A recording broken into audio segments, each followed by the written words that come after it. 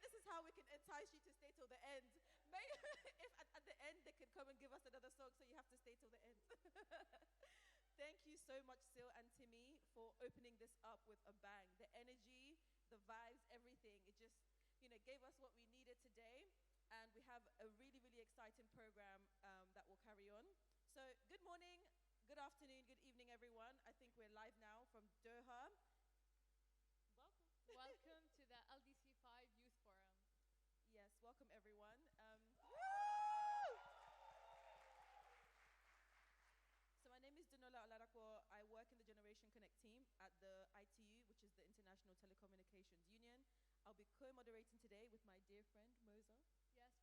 Yes, my name is Moza Al-Hajri. I'm a foreign service student at the Georgetown University of Qatar, and it's my pleasure to welcome you guys in Doha. Honestly, this energy is everything. Let's keep it up, let's keep it up. I'm loving this. Thank you so much for joining us here, everyone, or online if you're watching via the live stream. This is the very beginning of the LDC 5, the 5th United Nations Conference on the Least Developed Countries. This conference was shaped to create a new pathway for the world's least developed countries to deliver the Doha Programme of Action and to achieve a better, more sustainable future for everyone, especially the most vulnerable and hardest to reach. So this is a very special day. A special day indeed, whether you're joining us from New York, Dhaka, Honiara, we are gathered here today to recognize the vital role of youth as agents of change and a driving force to deliver on the Sustainable Development Goals. We all know the aim of the 2030 Agenda for Sustainable Development for everyone, everywhere. If anyone is left behind, the 2030 Agenda's ambition will remain on paper. Yep, we cannot allow that happen. So let's start off with an icebreaker to see how many countries we have here represented in the room. We have some mics, I think, going around, or otherwise I'll just hand you mine, where we just want you to just say your name, your country, so we can get a bit of a feel of who we have in the room. So I'll start off. I'm Danola, I'm from Nigeria and also the UK. I'm Moza, I'm from Qatar. Who wants to share? Who wants to yes, I love this. The hands are going up. So maybe we could pass around. Let's just, yeah, we have time.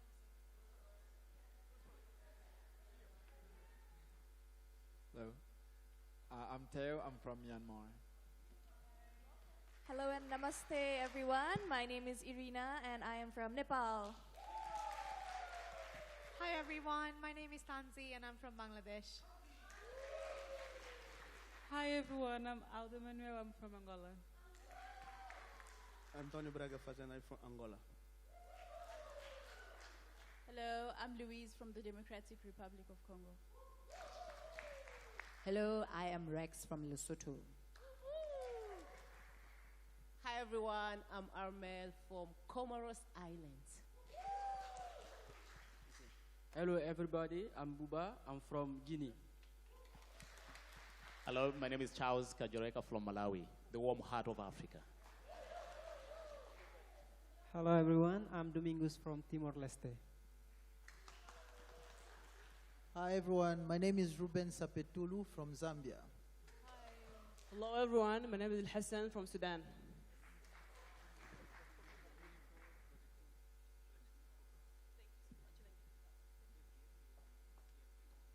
All right, we'll just go around the room for everyone else.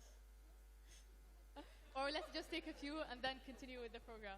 Okay. Yeah, Hi let's keep everyone, going. my name is Fatousa and I'm from Senegal.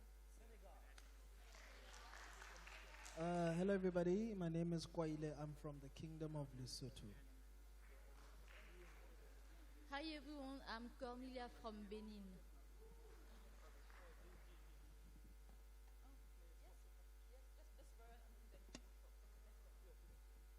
Okay, I'm Keto from Lesotho. I'm Mohamedou from Guinea-Bissau. Hello everyone, my name is Tim Daniel from Mozambique.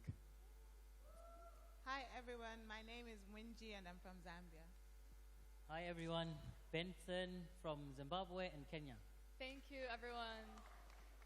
We want to hear from the rest. We will do that. Yes, we'll by your maybe inputs after the for break. us later. Okay.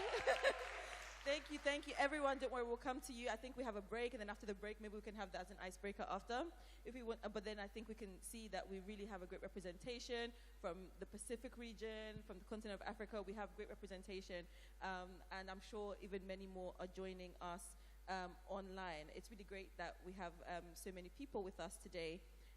So I also want us to take the time to acknowledge those who cannot be with us in the room. We definitely hope that we can have a representation for them, and we wish they could be here with us. So in LDCs, roughly 60% of the population are under the age of 25. By 2050, of course, this number will have increased by a lot. Lots of youth in LDCs face, we know the issues, high youth and unemployment, limited access to the internet, education, inequality, conflict, poverty, these intersectional issues, and of course compounded by COVID-19 and climate change further compound this. So this prevents youth from fully developing their potential and hinders their opportunity to positively engage in their communities. But this does not only affect the young people, the rolling impacts affect the whole community. But young people are not the problem, they are in fact the solution. We think that national, regional, and global development plans must include young people not just as beneficiaries, but as right holders, agents of change, and the key stakeholders of progress. And we are right here to show this. Yes, I can hear the clicks.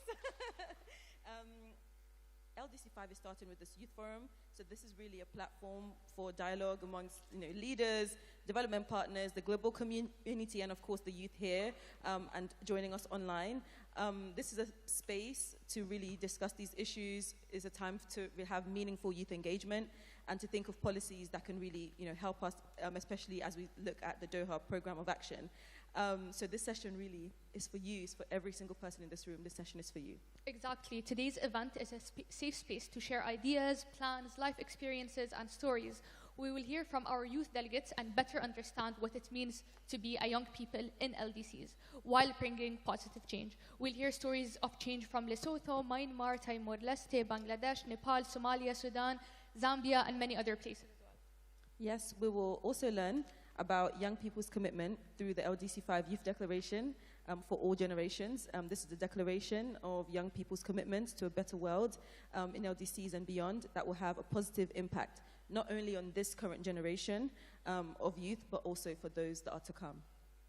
So let's get right into the nitty-gritty of the LDC5 Youth Forum.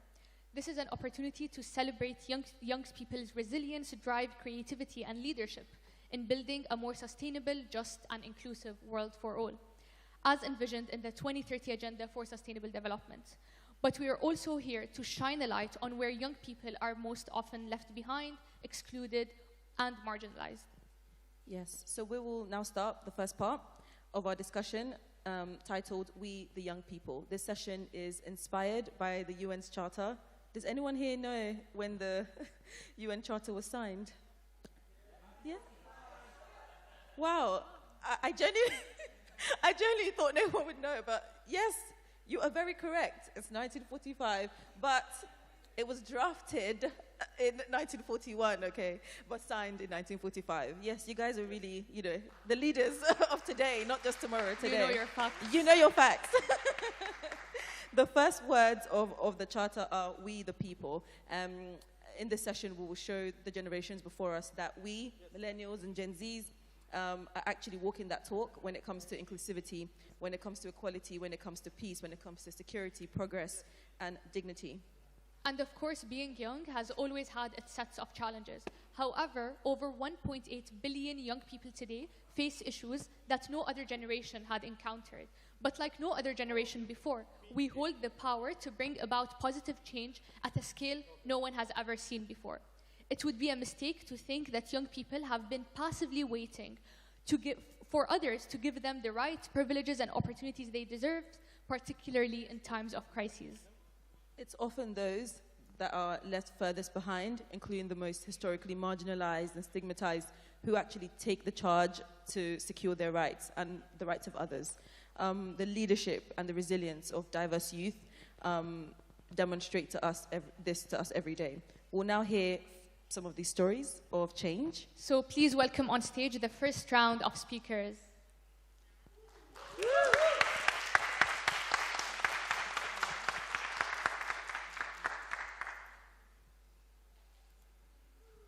Well, take your time. Just straight up. Yes, please feel free to sit down. I think there's some mics next to your seat so you can...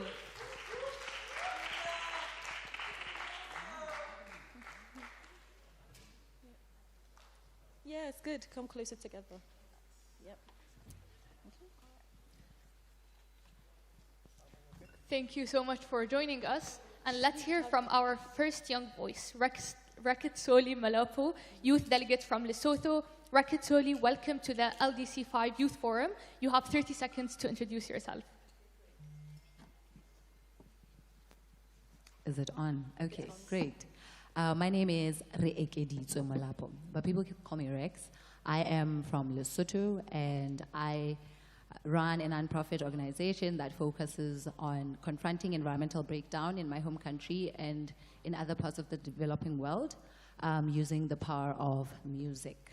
Thank you.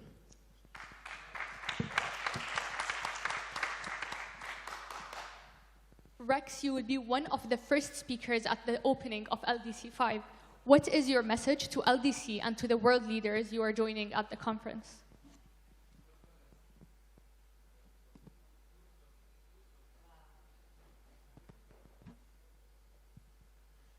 No. Okay. Now it's on. Okay, thank you. Wow, there's a lot of things I want to say to the world leaders that we have, and also to everybody who's participating at LDC5. But I think the most key messages that I really want to put out there is the fact that to create any sustainable change, we're going to need all hands on deck. We're going to need everybody to be part of the conversations and to also be part of the action. And I think the most important thing is for us to also be very intentional about the actions that we're going to take and trying to solve the problems that the LDCs are facing today.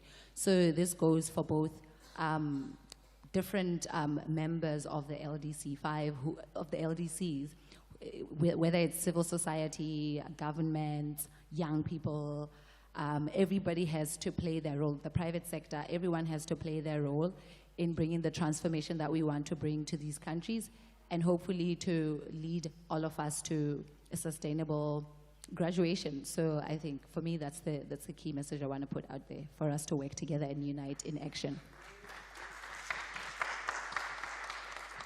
Thank you so much, Rex. And Rex is very, very humble. She actually has founded a green startup called Alternatives Co. So she's really walking that talk. Thank you so much, Rex, for sharing this message with us today. Best of luck for the opening tomorrow. We'll all be watching and supporting you. Now let's hear from, Now let's hear from Tae Hung, youth delegate from Myanmar. Tae, a few words to introduce yourself, please.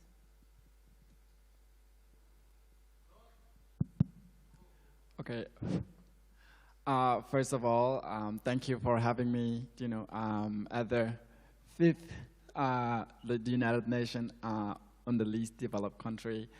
It is such an honor to be on the stage and expressing my voice, and not just only me, on behalf of all LDC countries, because we came here together and to express our voice. And as again, I would like to mention for those who couldn't make it to here, and we are here to represent you, and your voice is our voice. We are the same, like we have the same purpose, and we are fighting for the same goal. And now I would like to introduce myself. And so again, my name is Teo, and I come from Myanmar. And I have such a very tough story of my childhood as well. I would love to, tell a little bit of my story, because we grew up with the story, and that's why we live on purpose with our story, and you won't have such a purpose and dream that you want to achieve. And I was born in a small village in northern Myanmar in the conflict zone. And then due to, circumstances, and I have to leave my family when I was 5 years old and to become a Buddhist monk. And I grew up in a Buddhist monastery for 12 years, and until 2019, I got the opportunity to like study at the international school. And this is a huge like academic that opened door for me, and which is I appreciated very much. And then the reason that make me want to, like do action is that when I was in a monastery, and then there's a lot of family came to place their children 2 years old, 3 years old, 5 years old in the monastery. And I think, like, I rethink what I have gone through. And I grew up 5 years old without parents in the monastery. When I see them, they're 2 years old, much younger than me, without their parents. And it hurt because I don't get the same thing as they don't. And I decided to start a project called Happy Children, which just means they deserve happiness. And I might not grew up with a family, but I thought that maybe I can give them something, a sense of welcome, family, home, and that's the reason I decided to do Happy Children project, and that's how my journey started. Yep, this is basically about myself. So your story, like the story of many others in this room, is very powerful. And I think we can say that you're an expert when it comes to sort of social action, social volunteering. So in your experience, how are young people today already making meaningful contribution to achieving the SDGs? What do you think is the role of volunteering in achieving this?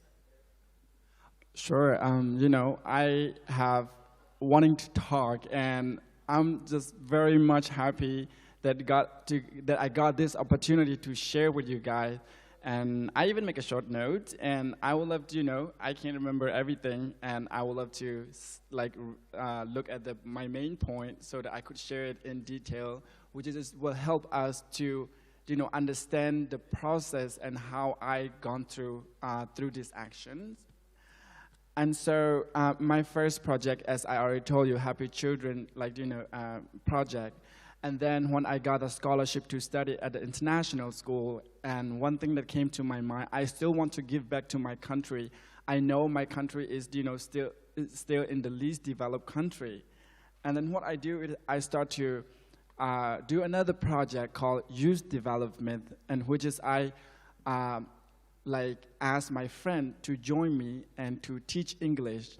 And to the Burmese people who want to learn English and can't afford to learn English because of the financial circumstance and because of any circumstances. And so I offer a free online class. And then in 2021, I do a visual conference with the different NGO in Myanmar, which is I got the opportunity to work with them and how to represent their NGO to the IGO in order to, represent what they are doing and how they can get funding from the international organization. Because, in the country and with the government, and it's very hard because Myanmar is still a developed country and it's in every country. Why we having lunch today, I heard that, some country, it takes them 2 years to register an organization. Just think about it. If we are in the West, in the Western world, in developed country, you can register your organization in 1 day, and it may take a week. But for a developed country, it takes 2 years, and that's how painful it is. And that's why it's matter our voice and to share here. And then, of course, as the question said, and how social volunteer and can help affect to our society. I believe that we are volunteering because we're young people. We are curious about the world, and we see different problems happening, but we don't know what to solve them. We don't know how, and that's how the role of volunteering came in. You want to do different things because you don't know like in which issue you want to focus in. You volunteer in a different organization until you found the, like, you know, that connect with you and connect with your story. And as me, like, you know, like helping children and taking care of the children, it must connect to me because I have been in that place.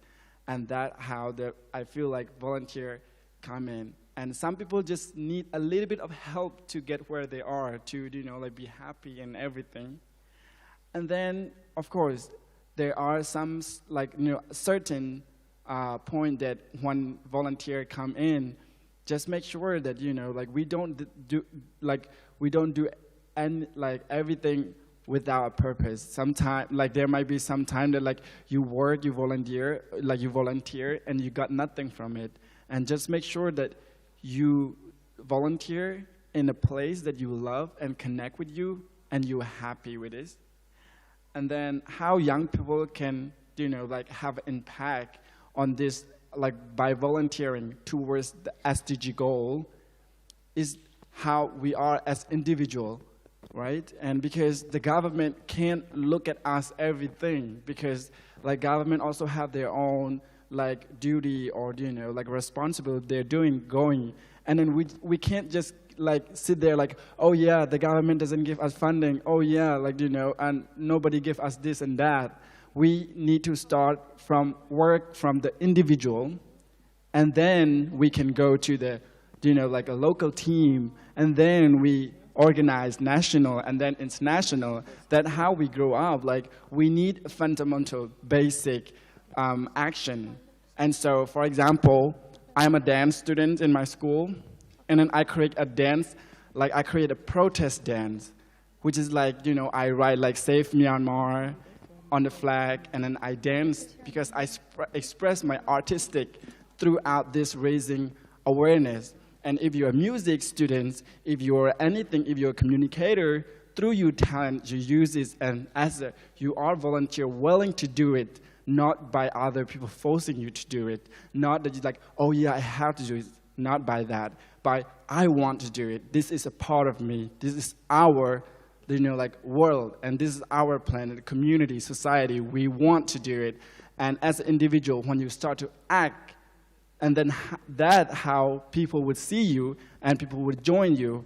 And then like, look at us here, we came here. All we are, we have the same purpose, the same goal.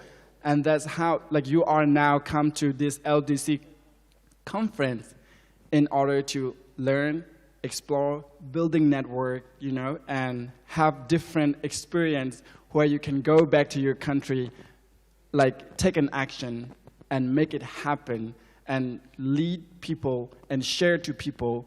Don't let this experience waste it, use it, because everything is opportunity, resources. And resources should be used. So that's what I want to say. Thank you. Thank you so much, Tai, for this inspiring story and powerful answer. Just a reminder for the audience, whenever you want to add anything, just please raise your hands and we'll get to you eventually.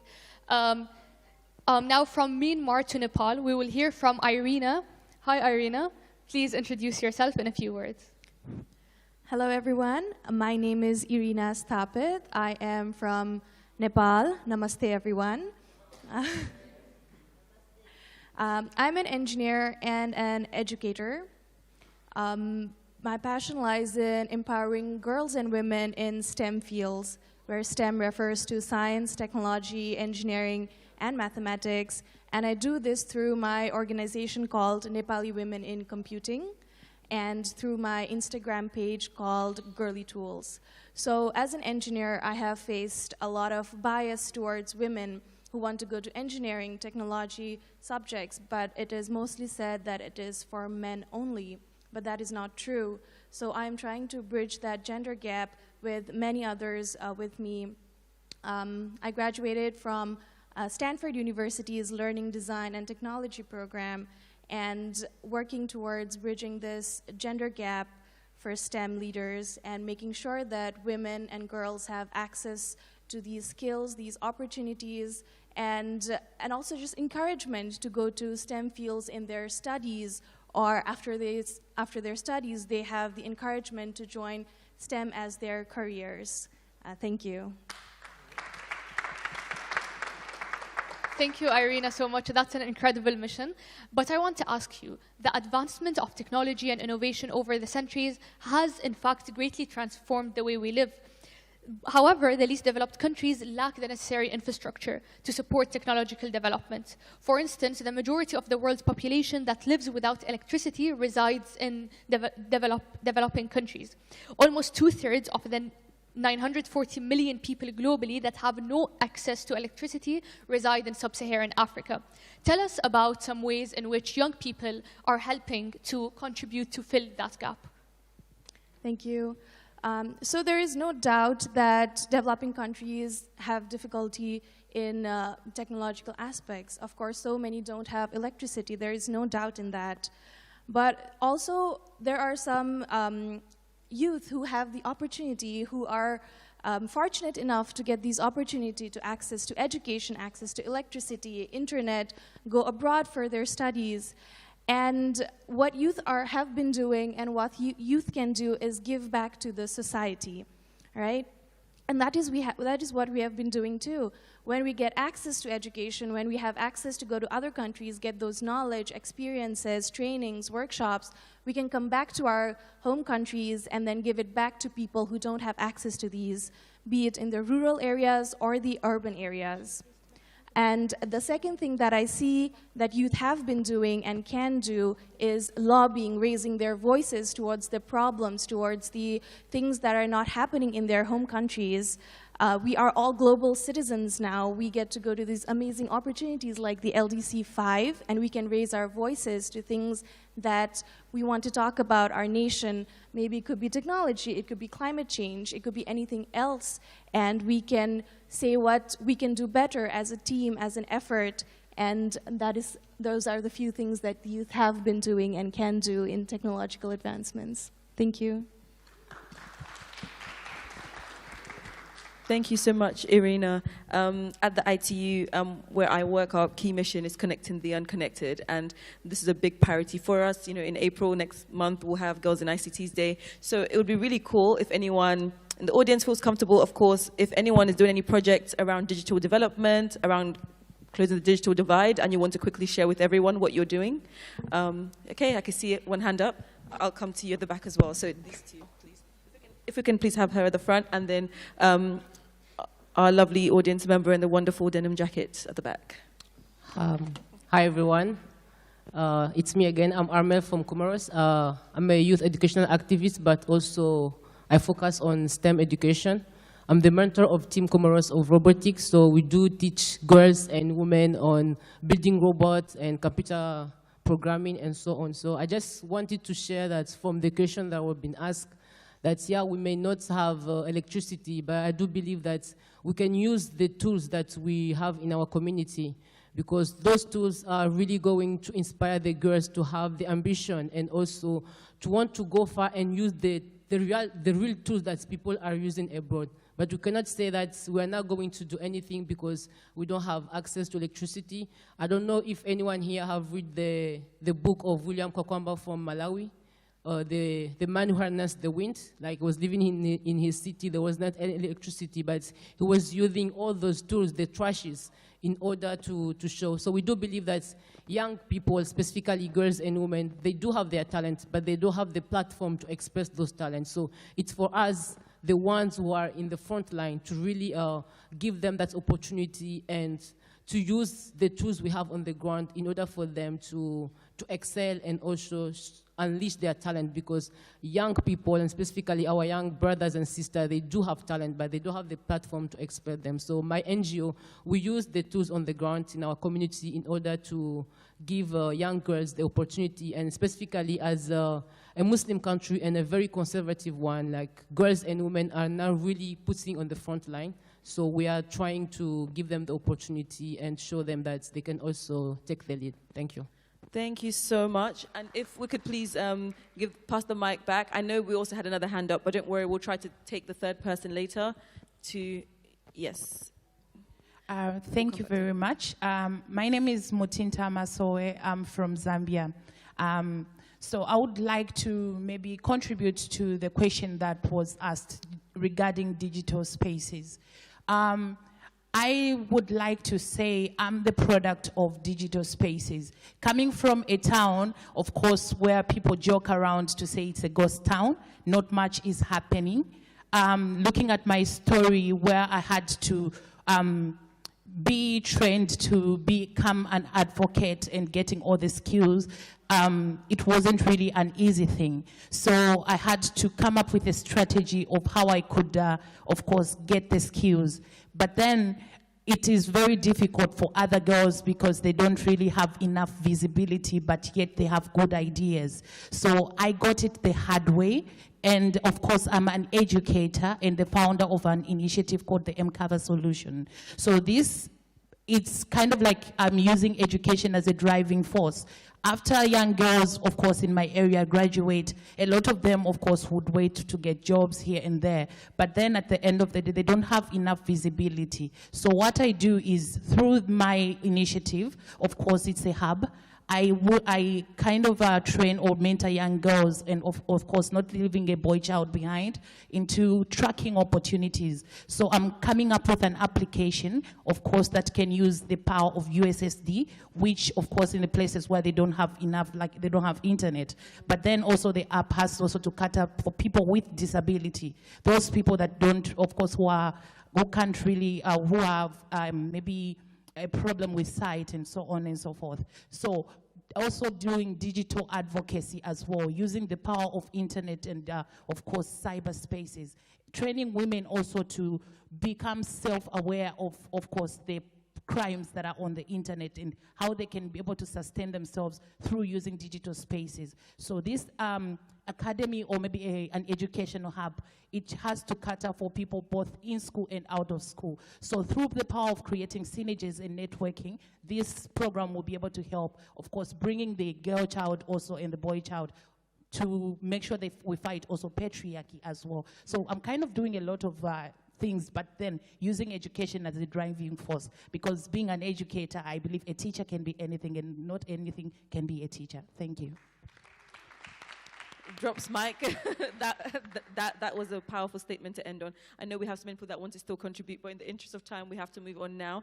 But if we can capture some minutes at the end before the break, it would be great to hear some more. I saw a couple of hands up here. Please keep that enthusiasm going because we will come back to you if we have the time. So now let's go to Timor-Leste. We'll hear from Domingos Piera. Hello, Domingos. Please tell us about yourself. Okay, thank you very much. So I am coming with my fellow Dircia. I'm Domingos Pereira. We are from Timor-Leste. I would like to tell you here with my journey to be here. Today I can make to be here. Actually, I have to be back on the way when I came. So finally I can make here. It means that I have a potential and an essential pillar, or which is important to bring back with you. I mean, like, this is very important moment to be here, to speak with you how we can bring more prosperity to the community, especially from my country. And also I would like to tell you that I am from a small family and a small country, but I'm coming here with the big hope of all of you. We are here, how we can serve, how we can bring more hopes to the community around the world, especially like me and of my friends. So, well, no matter how we come from a country which is small, but we are here to build up our connection, our cooperation, which means that we are coming up with a big hope to bring more hopes for the community who are staying behind. So this is from me. Wow. Domingos, I really love your points there about us being a global family. Yes, we are. But of course, I can see a theme here. Everyone's not sharing their whole CV, so I'll share it for you.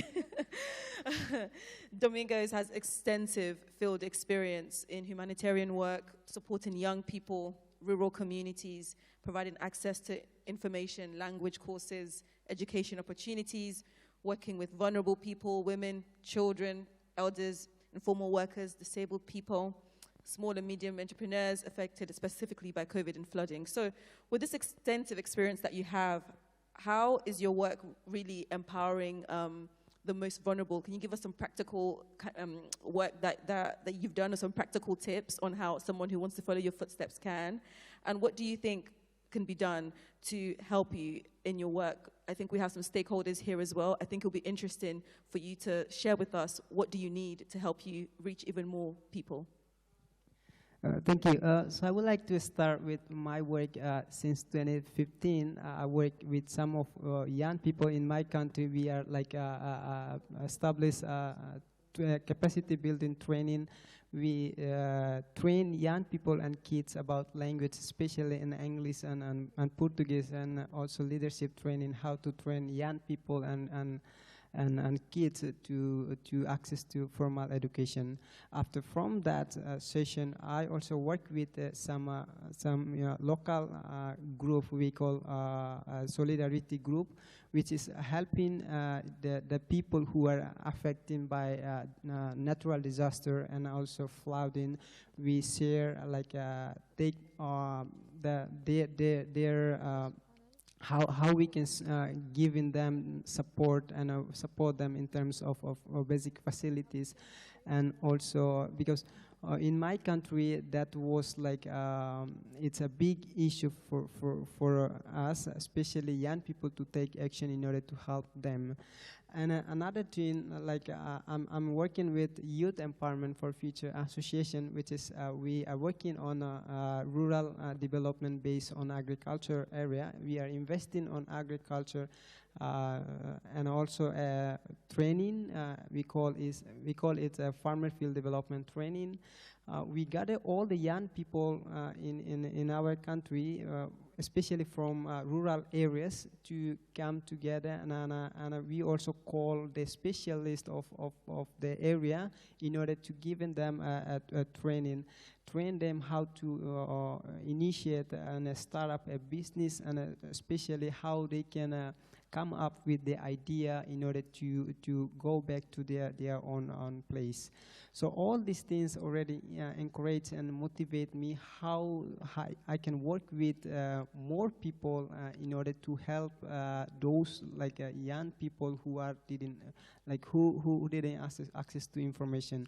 Especially in my country, most of young people we don't really access to the information. Means that we are lacking of accessing of information. So all these things are encourage and motivate me how to come up with the idea and how to initiate the program in order to help them in my community. That's why I would like to tell you that today I'm here. The three things I would like to get from here, how can help my work when I'm back.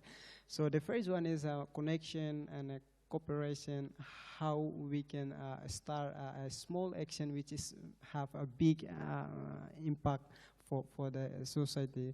So I would like to connect with every one of us. I know you are coming up with different experience, different knowledge, and also different action in your country. So how we can connect in order to help the community, especially from my country, those people need the action. That's why this special event is how to build our network, how to build our cooperation in helping more the community. That's why I would like to tell you that even myself, I'm not alone to help more people, but with you all and with all of my friends in my country, so I can do more and will help more my people. Thank you. Thank you so much, Domingos. We've heard from these incredibly powerful young leaders, but we know, of course, that there are many more in this room. So we have a little bit of time, and I know some people had their hands up before, and if you want to share a bit about yourself and your initiative, it's the time for that. But in the interest of time, I'll kindly ask you to please summarize as much as you can, and maybe we don't go past 30 seconds per person if we could. So to the point, elevator pitch, maybe. So maybe we start with, I think, yes, we had at the back, hands up, and then we'll come to the middle after that. So the gray jacket, and then gray jacket, blue jacket. So, thank you.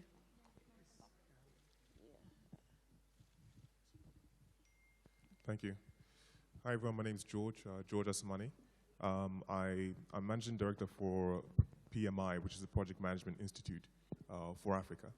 And of course, many of you know project management is all about if you have a vision, if you have a goal, what's the best way to get to that goal? So we provide all the, like the thought leadership, certification, training around that expertise.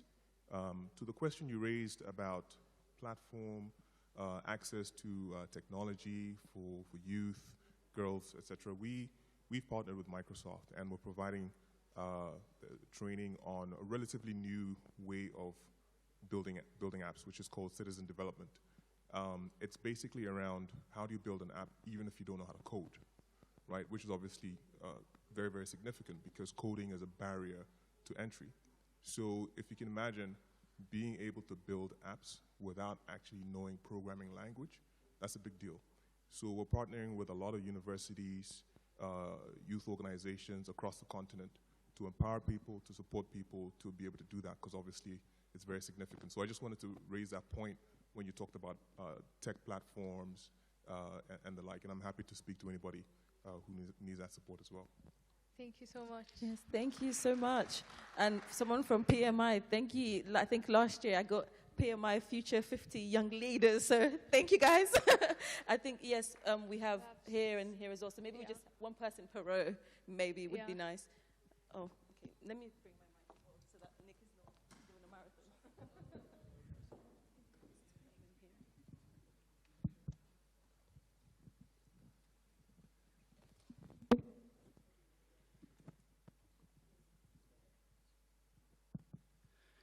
Thank you very much. My name is Nicholas, and I'm from Rwanda.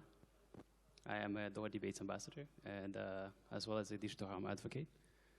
So 80% of the LDCs are not connected. And while most governments are thinking about getting a lot of people connected, I think they're leaving the other part of, digital literacy, which in my country, there's been a lot of developments, so there's this infrastructure mindset, but rather I think we need to move from this mindset to a more user-centric focus of, like also teaching them so that they can be able to grasp all the benefits that comes along with technology. So I, together with my colleagues, we started going around,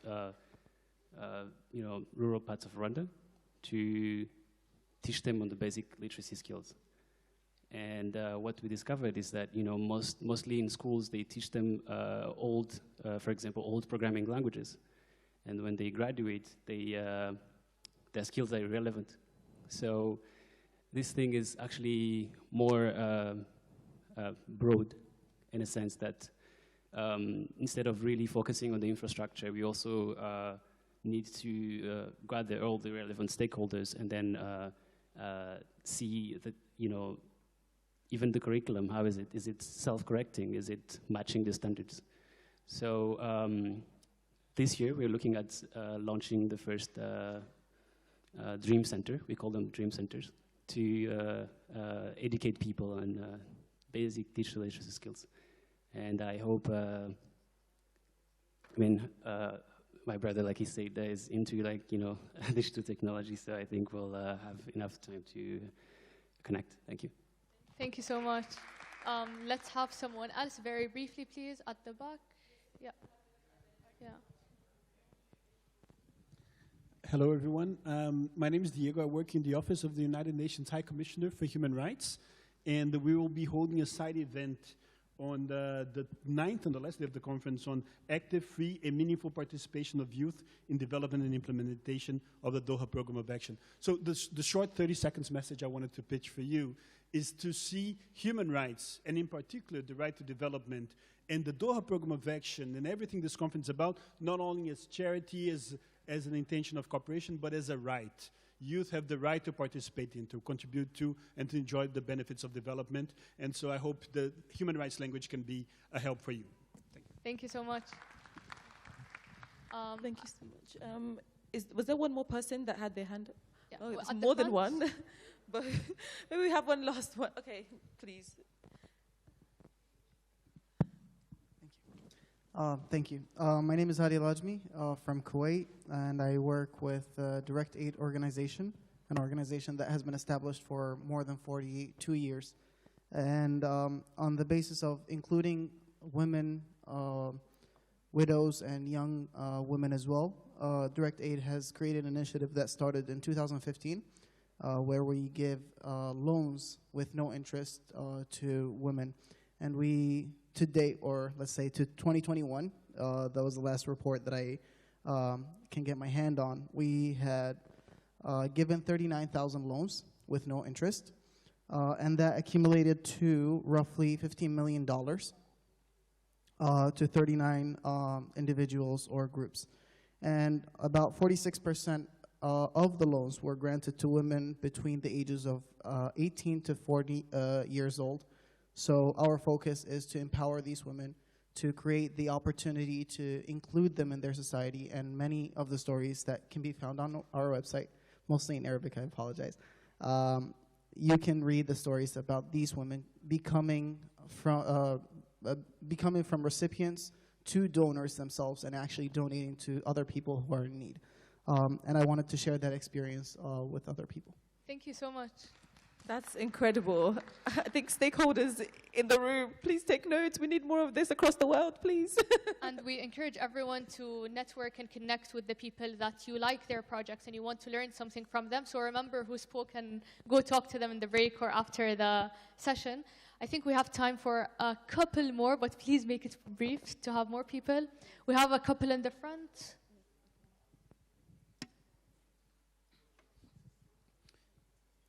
Thank you so much. My name is Charles Kajoroweka. I'm a human rights activist from Malawi. 3 quick interventions. One is on the financing of these innovations by young people. From what we are getting here, the innovations are here. But who has the resources? So all of us can see that you have initiatives, but are at a very small scale. How do we make sure that these interventions are upgraded and we really amplify the impact? And when you look at the financing, much as the innovations is with young people, the resources are lying somewhere. And I think this is a conversation that we must have with the development partners. How are they going to support these innovations? That's number one. We have a number of interventions across the globe, but most of these interventions by young people don't have resources. There are always excuses when you want to finance or support youth innovations. Number two is I wanted to speak to the issues of digital exclusion. In most of our countries where we're coming from, very few have access to the internet. Like in Malawi, for example, our penetration is around 14.6%. What it means is that 86% of the population has no access to the internet. That's the violent exclusion that we're talking about, that we need to address. Therefore, we need to look at interventions that can really increase access to the internet. The last one is where we also see the growing digital authoritarianism, where you see governments cracking down on the freedom of expression online. And particularly those that are working in the conflict, situations. It's almost, unfathomable to see them really doing their work. How do we ensure that we hold governments accountable to ensure that they guarantee the freedom of expression online? And these are the areas that we are working on in Malawi in terms of advocating for digital inclusion, through budget processes, so engaging with authorities to ensure that as they invest in other sectors, the area of technology is not forgotten. We're also engaging with authorities to ensure that this crackdown online against freedom of expression is also challenged through various engagements, including through court interventions. Thank you so much. Thank you so much. We have time for one more. Please make it brief. At the back.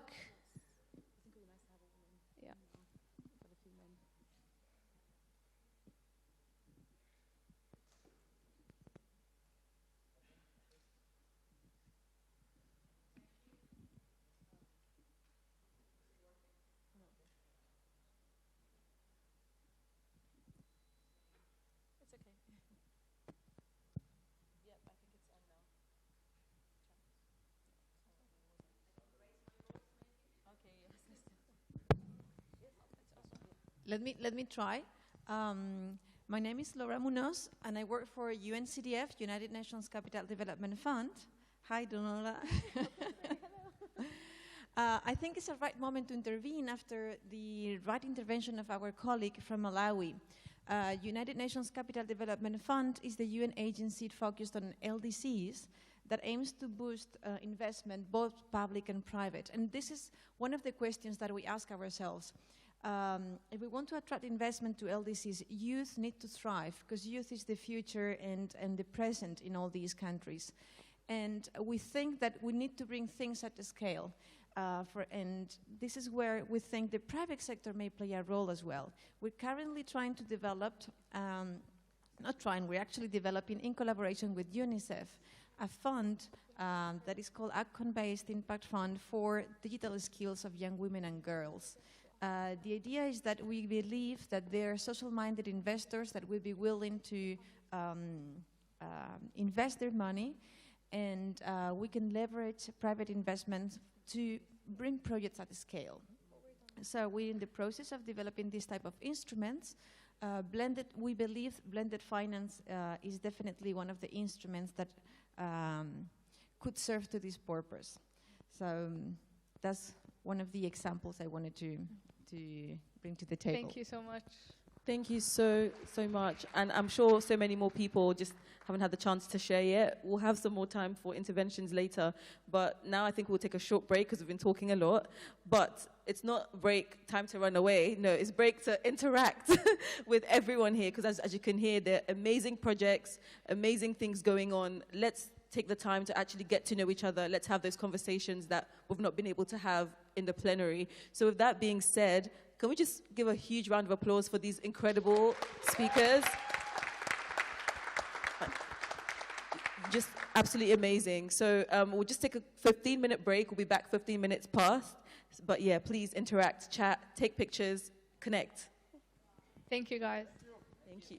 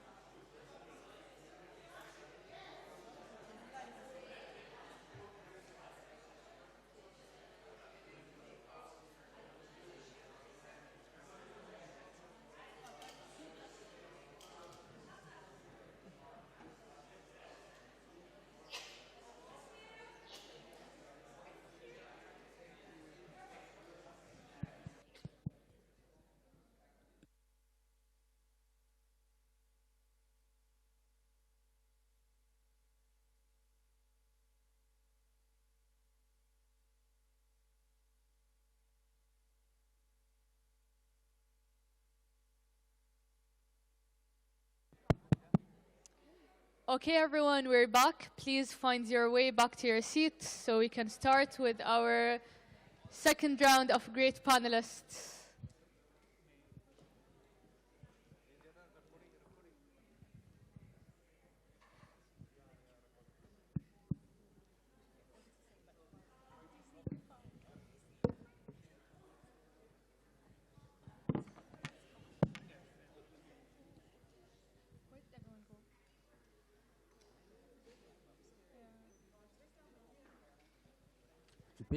Tu peux changer.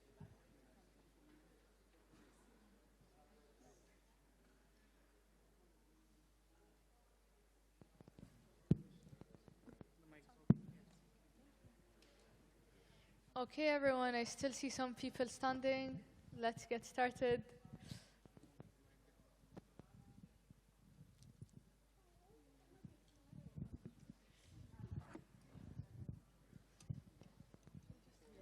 Okay, so welcome back, everyone. This is LDC5 Youth Forum live from Doha, Qatar. Just before this break, we heard inspiring stories from amazing young changemakers. Please welcome our new set of youth delegates to share their stories with us. Please welcome Hamza Muhammad Abdul Wahab from Somalia. Hamza is a youth activist and an SDG advocate. Please introduce yourself. Hello, everyone. Am I audible? Okay, first of all, let's thank the two beautiful moderators. We have Ms. Donola and Mrs. Moza.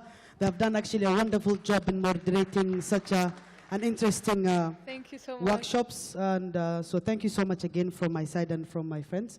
Actually, my name is Hamza Abduhab from the Horn of Africa, the longest coastline in Africa, the beautiful Somalia. And actually, it's an honor for me to represent my wonderful country.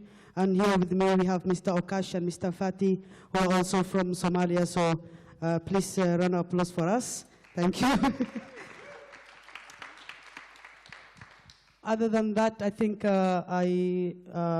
my organization, we are called Diplomacy Talk Series, known as DTS. It's an initiative that raises awareness on the Sustainable Development Goals.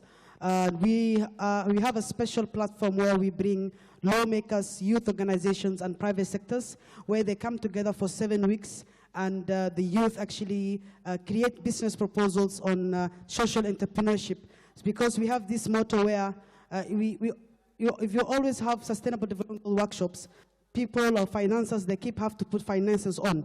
But we encourage the youth that we train to create a business that's aligned with sustainable development goals, and also is a profit for them, but also directly helping the community. So that's what I currently do. Thank you so much.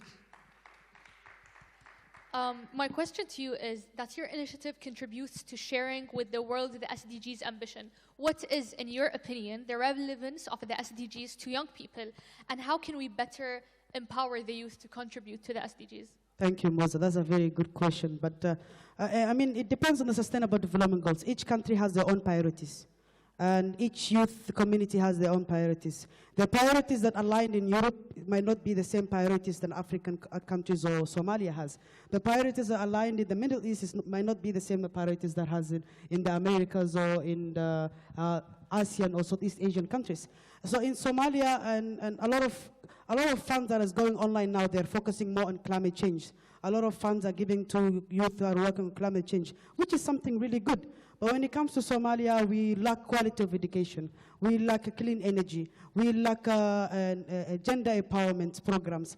And so it's also for those funders or financiers to open platforms for us to register for certain programs, but not only considering climate change, which is important that we need, but of course it's not a priority right now per se, in my perspective. So I think it all depends on how youth organizations or civil societies perceive which SDGs is important, which is a priority for them to handle, and which is actually a direct impact in the grassroots.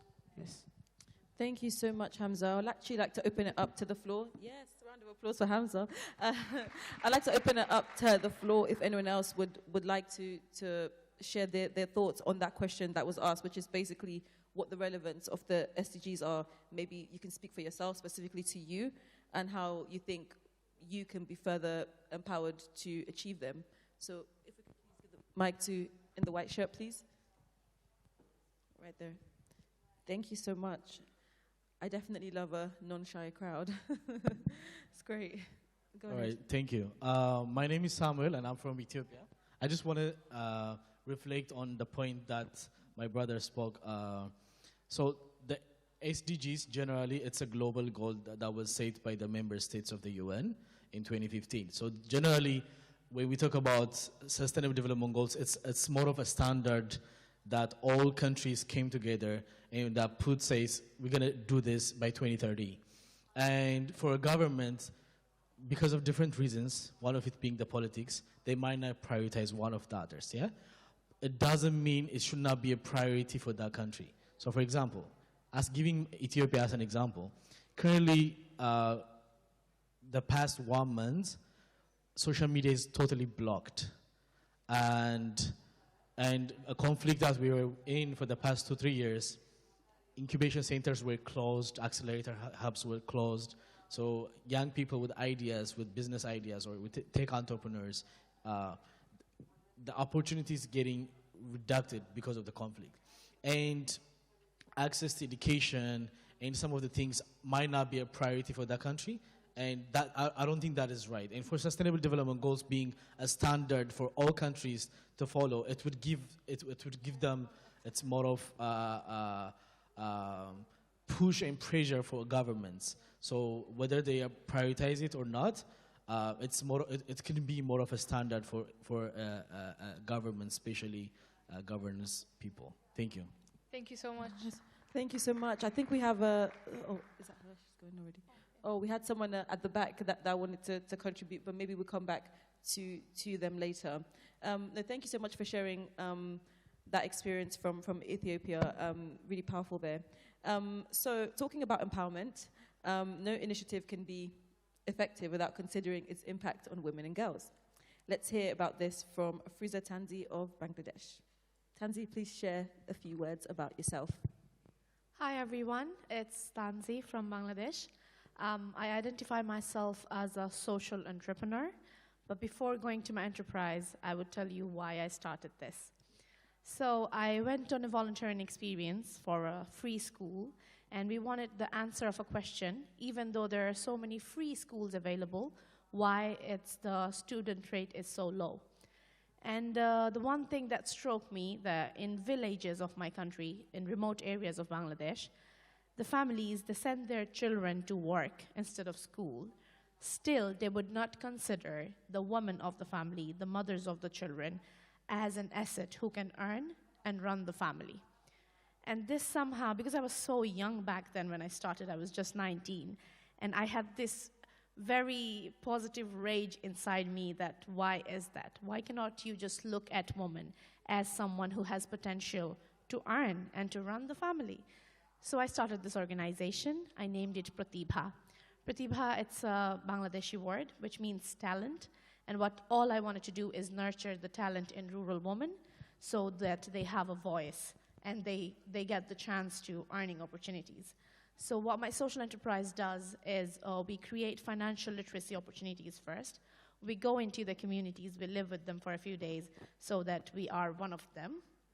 Then we start talking about how women have the same rights and responsibilities in a local community, and we provide financial literacy training. Once the women are ready to take the next steps towards their financial independence, we start giving them building capability trainings. So we give them trainings such as sewing, tailoring, crocheting, knitting, hand painting, every talent that women are generally, we do have. We are creative, aren't we? All the women in the room make some noise. So I didn't want to show them how to run a computer. That's not necessary.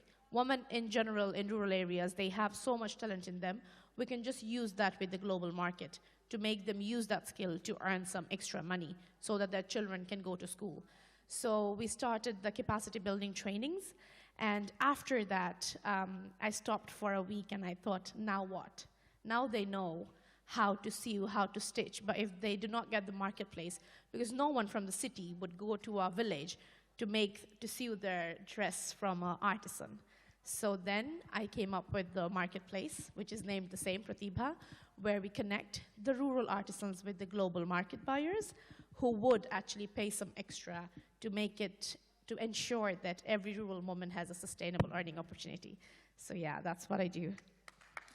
I would like to add something to that. I'm also representing today organization called Movers Program. We have a few movers here in this room. Movers Program is co-initiated by, Movers Program is a program of Youth Collab. Youth Collab is co-initiated by UNDP and City Foundation.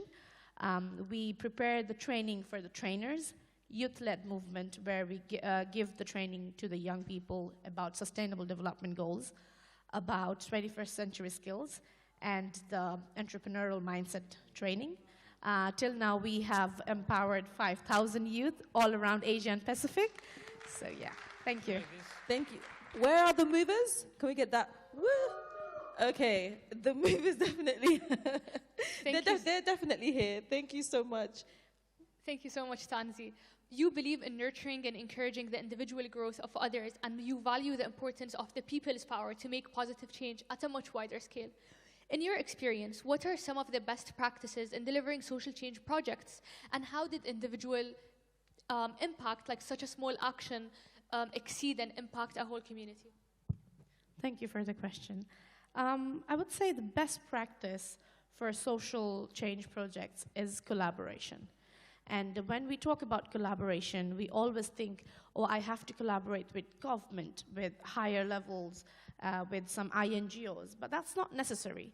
Collaboration, cooperation, it can be in the very small stakeholders level. It means the beneficiaries, starting from the local leaders to the local politicians, to small NGOs, to the fellow change makers. Everyone should be there. So I believe this practice of collaborating with all kinds of stakeholders of a community has made me a successful entrepreneur to some extent. I would tell you why. Because as in this world, we have very similar global crises, and it means we have similar goals to achieve. So if we can be good together, we can achieve the goals faster, right? So collaboration makes that very easier, because we can actually, by the collective efforts, we can stop conflicts at a very early age. We can find out the perfect resources when collaborating. And also we can tap into the mutual interest. So it's not someone supporting me, but it's working together to get what we want to done for ourselves. So I believe, yes, that is one. In my case as an entrepreneur, in my whole entrepreneurial journey, I received a multi-dimensional support from not only the local government, but also from UNDP in my region, from the local leaders. So all we had to do is mobilize the changing mindset within the local leaders, and boom, the work is done. I don't have to really do so much things, because once you tell the local people, hey, you have the problem and maybe I can help you to solve that, they will be in the movement with you. So yes, collaboration is the key. Thank you so much. Thank you so much, Tanzi. Now we move to Ruben Sapatulu of Zambia. Ruben, please introduce yourself. Hi, everyone. Can I hear the voice of the youth in here? Okay, so my name is Ruben Sapatulu, and I identify as a social justice activist, as well as a human rights defender. And with my journey, I've just pretty much focused my work on creating platforms and spaces for meaningful youth engagement. And that is actually due to the fact that the country where I come from, with the recent years, we've actually faced a number of cross-cutting issues. Could the distinguished speaker please move his microphone further away from his mouth? Thank you. Agenda of the nation. So I'll pretty much just base my introduction on that. Thank you. Thank you. Well, by your humility, you're forcing me now to read out your CV, which I will.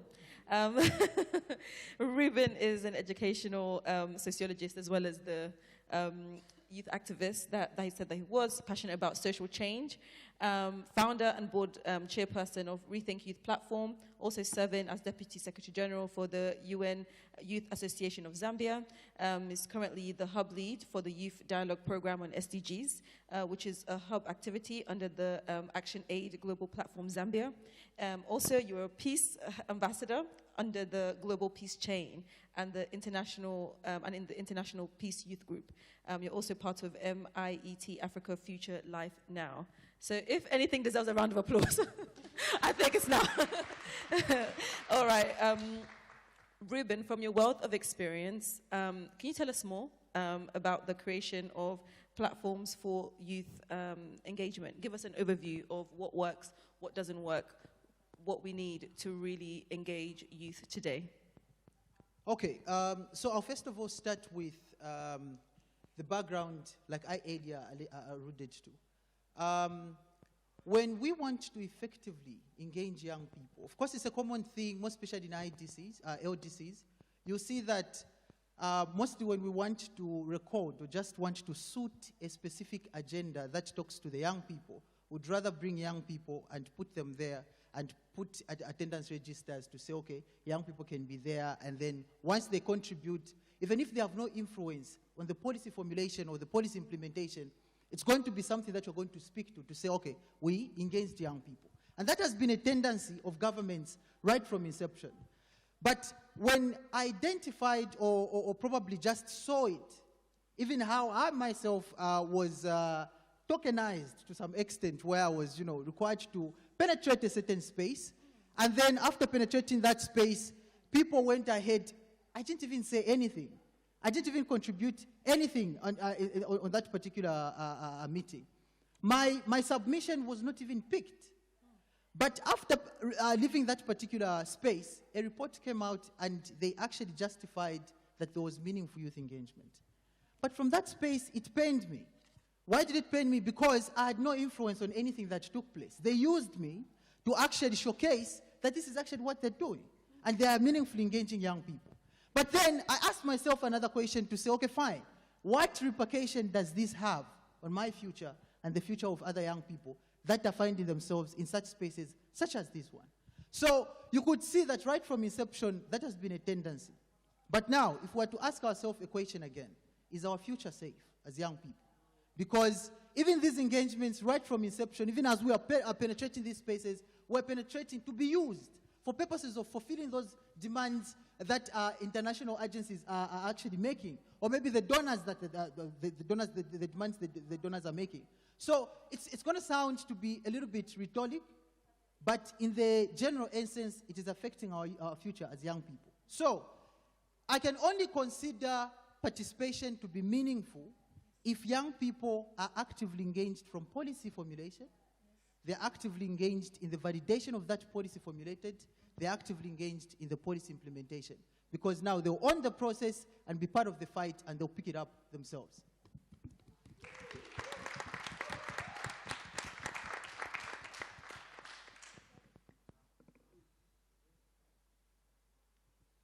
Okay, next we can go to DRC with Michael. Just before we do, I just want to thank you so much for your point about tokenization. And I'll open up the floor maybe after Michael speaks to hear from the audience, because I could hear a lot of clicks. So I think that really resonated. So if anyone wants to share a bit about that or any advice for stakeholders in that regard, there'll be space for that. So prepare your comments so that you can be brief when it comes to that point. So now, last but not least on the panel, we go to DRC with Michael. Michael, please tell us about yourself. Hello. Okay. Thank you very much for having me here. My name is Michel Lunanga. You can also call me Michael. I was born in Bukavu, but I grew up in Goma, which is a place where there are so many different conflicts and problems, and which is known now as the most dangerous place in the world, and which could be also not true. We will go through that. But I'm also a founder, CEO of LTA, which is a non-profit organization that is using art to empower lives in DRC. I'm also the contributor as the photojournalist and multimedia producer of IFP, Doctor Without Borders, and Getty Images. Yeah, and also I am the Canon trainer, which I'll be also presenting here for the sessions of storytelling. Thank you so much. We want to ask you on the point of storytelling. Can you, it can be an extremely powerful tool for young people, and in your experience, can you share with us some ways youth are showing their impact through photography, storytelling, and other ways of art? I can say that storytelling is a way of understanding other people. So when we create stories, we usually put ourselves in people's shoes to understand their situation or to be their voice when they have no voice. So talking about storytelling, I remember in 2002 when there was the eruption of Nyiragongo in my country, which is also one of the active volcano and also dangerous in the world. We were too young, and it was really a hard situation for my family because I grew up with one single mom with 7 kids who actually helped us to become big and to be men and to know how to fight in this world. So when that story happened, I wasn't a storyteller. I was just like a refugee, like other people right now in my country, because my country is now experiencing ongoing conflicts and between Rwanda and Congo, and it's a situation that people have been neglecting, which is actually hurting most of my people in my country. And coming here, I feel like I am their voice because they have the story. I've been telling story for these international newspapers, and for me, remembering the old story of Nyiragongo and today, I remember I wasn't a storyteller, but right now I was like, when the second eruption happened, I was the one who was there, the beginning to the end, creating stories. And when I create stories, I actually show the true story. It's beautiful to see the Congolese person being on the field, creating their own story. It's one of the things we have been dreaming in my country, and it's made me feel really happy. And for me, I feel like being a storyteller is really seeing the situation around you and be the voice for other people. Yeah.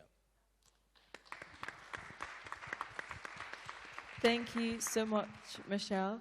And I don't know if anyone else wants to share on some of the points that have been shared by our panelists. So themes of youth advocacy, meaningful youth engagement. If there's anything anyone would like to just briefly share, any comments anyone has, this would be a good time to share that. I think OHLLS did a storytelling competition in the build-up to this youth forum. So I think we have a lot of youth here who are amazing storytellers.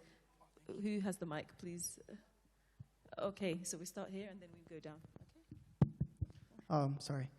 Hi again, my name is Hadi from Direct Aid Society, or Direct Aid Organization in Kuwait.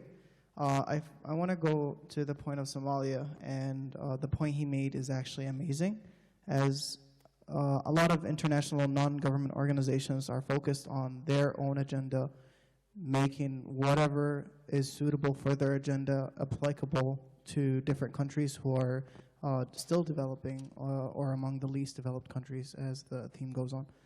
However, for us in direct aid, and I think it's a concept that could be applied to a lot of the international organizations is we establish offices in the countries, have people from the country itself work in these offices, help us understand what are the needs of the communities in the city or the country or the villages that we work in. For example, in Somalia, we established a university, and I don't know if you're aware, but our CMAD University, which is a medical practicing university, to which our CEO, when he visited Somalia, he actually got sick. And one of the doctors that work in the practicing hospital in CMAD University was actually one of the youths who was an orphan that we took care of. So establishing education programs that empower the community, empower the country and the people of the country is one way to look at it, but that cannot be done without knowing the need of the country itself. Thank you so much for that input, and especially building on the themes of collaboration, co-design. Yes, please. Just go ahead. to interrupt, sorry to interrupt you. Please. Actually, there's a lecturer from CMAD University, Mr. Okash. You guys can keep in touch with each other. They funded your university, so he's the founder. Make sure you guys connect. Yes, thank you. Thank you so much. That definitely was not an interruption. That was a great, great intervention there. I'm not seeing any more hands. So, oh, okay, there are many. So, yes, please. Thank you very much. I want to speak to the issue of tokenism of young people. I mean, it's something that is very prevalent in most LDCs. You know, I think we really need to find our space as young people and be able also to push for a correct definition of youth engagement, because it's really being reduced to consultation. If they come and ask you something here, we've engaged young people, is that real engagement? And I think also as a solution, I think we need to start to push for a youth quota strongly in our parliaments, because it still surprises me that if you look at statistics, we are the largest demographic group, but if you look into the legislators, we are the least represented. So there's a mismatch. So I think we need to start to look into that and start to push for a youth quota, the way we are pushing for a gender quota. Let's push for a youth quota within our parliaments, because I think we need to be in the space where decisions are made, because we can always be crying if we are not in that space. So I think this would be my suggestion in terms of how we can do with that. Thank you. Thank you so much. There's a great campaign by the UN Youth Envoy's office. I think it's called Be Seen, Be Heard. And they're working specifically on that issue. So it would be amazing to have more contributions to that. Hi, I'm Aude Manuel, here to talk about like storytelling and youth empowerment. I just like to leave a message for us that are really working hard to share our thoughts, to share our vision, but most importantly, we are not just speaking for ourselves, we are speaking for the people that we left in the country. So I'd just like to say, like I just wrote a note to be quick. I'd just like to say that our strength and capabilities sustain us as an individual, and therefore we are empowered. And we must train our mind to gain confidence and stop depending on other people's opinion. And our achievement from now on and the performance level are enhanced by the value of our worth. We are empowered when we take opportunities that are not only for us, but for other people as well, contributing not only for a better economy, but for a future for all. Indeed, we have been choosing to be here. Indeed, we may have the opportunity to change the word "I'm impossible" to the word "I'm possible." So we are here as change makers and just take the opportunity to forge our future. Thank you so much. Thank you so much. Please, can you pass the mic just back there to our friend in the black shirt? Thank you. Hello, yes. Hi everyone, my name is Sangalore and I'm from the country of Bhutan. So the point that I would like to raise is related to youth advocacy. So I used to advocate for climate and gender, which is SDG number 5 and 13 respectively.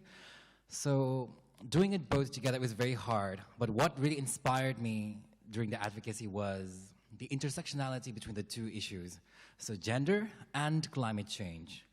So when it comes to climate change, it affects diverse individuals like male, female, and those who identify within and outside the binary concepts differently. So while researching on those topics, it was very interesting to find that the impact of climate change based on someone's privilege and, let's say, gender identities were proved to be very interesting. That's the first point I want to raise. And the second point is, with the third speaker here, I really, really want to say that I connect with your point on tokenism and exploitation very much, because trust me, nationally and internationally, I have had my own share of exploitation and tokenism, yes, until I realized my own value and my capability of going further than that to show that I can consult with someone instead of just being a contribution towards their schemes. So that's the point I want to raise, and thank you very much. Okay, well, thank you so much. Okay, maybe one more. I'm not going to say who, so fight for the mic. Thank you. I'm Kaji Fahim. I'm from Bangladesh. So I work for the advocacy of repatriation of the Rohingya refugees who are stuck in Bangladesh for the last 6 years. So as in this youth forum, I think almost all the youth delegates are representing their countries, but there is no one probably here that is from, who doesn't have any state. I mean, the Rohingya people are stateless. So like them, there are a lot of people around the world who doesn't have a state. I mean, probably their government has stripped off their citizenship, just like the Myanmar government did with the Rohingya people. So I think I will take this opportunity to raise the voice of the Rohingya people here, and that we cannot actually think about, meeting the SDG goals without including the refugees or stateless people around the world.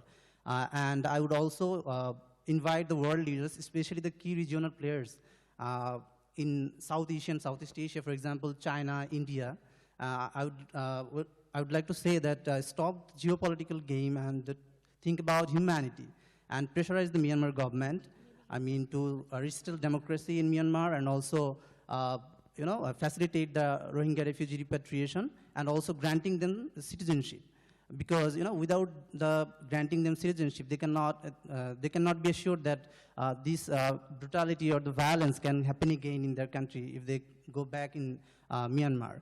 And the current situation the Rohingya people are facing in Bangladesh, as Bangladesh is the LDC country, so it's not that much developed. Its economy is struggling right now, so it has many internal issues. So that's why it is not granting the refugee rights to the Rohingya people. For example, Bangladesh actually considers Rohingyas as the displaced citizens of Myanmar and not as refugees, so that it can deny some refugee rights to the Rohingya people. For example, the Rohingya youths do not have access to higher education. They can only go to some schools to class 1 to 5, and after that, they do not have any chance to get higher education. So I think by this forum, we should all think about that education is for all, and other basic rights is for all, and that's why the refugees and stateless people should be included in our discussion when we think about SDC and other policies. Thank you. Thank you so much, and thank you to everyone that shared their inputs. We think that it's really important for you guys. We'll come back to you guys eventually. Okay, let them just, okay. Okay, your closing remarks. Yeah, very, very. I think me and Tanzi just wanted to comment on what Brother Kazi has said. Being a former refugee myself from Somalia, I had a delightful conversation. Maybe we could have been neighbors, I don't know. My friend from South Sudan, we have been in the same camp in Kakuma in Kenya. And we have been there similar times, and we have left the similar times. So maybe we have seen each other during our childhood times in Kakuma. But it's very good for you, Kazi, to raise that issue of refugees and the stateless people, and they need to be heard, they need to be listened. And it's very good for someone like you to bring up that issue, and it's something for all of us to think about, the crisis that is actually going on. What refugees like myself and my friend from South Sudan have faced during our childhood should not be repeated again. And thank you so much, Kazi, for raising that wonderful statement, and I just wanted to comment on that issue. Thank you so much. My one is not for the refugee issue, solely. So I just want to make sure, while I'm representing Movers program here, we need to ensure the inclusivity of it.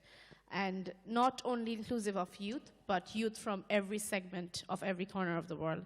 So just to make sure, because we are working in so many diverse communities and areas, if you guys, any of you, want to take a leadership power to deliver any youth training, please feel free to reach out to the Movers program people here. We have modules ready for climate change, for gender equality, leadership, sustainable development goals, and social entrepreneurship. So wherever you are working in, I'm sure there are vulnerable youth whom you would like to educate and empower. And I think Youth Collab has the right tools for you to reach out to those people and empower the youth. Yeah, that's all. Okay, so I'll first of all try to write on submissions about the refugees and statelessness. I think earlier last month, we're actually working on a legal framework that would probably guide the government policies on how best they can actually respond to statelessness, as well as people who are actually coming out from other, in fact, let me just put it as in migrants, because that issue for our country has not been, clearly been documented, but those cases are still in existence. And then when it comes to probably pushing for agendas of meaningful engagement, what we have actually done is that in spaces that we don't find a seat at the table, we create that seat ourselves. Yeah. So what we did, currently the National Assembly, like the National Parliament, has only got 6 young people in it. So what we did to bridge that gap and also push for the agenda of meaningful youth engagement, we created and we probably formed what we are calling the Youth Parliamentary Caucus, which was also formally launched by the Speaker of the National Assembly, and it is having members of Parliament there.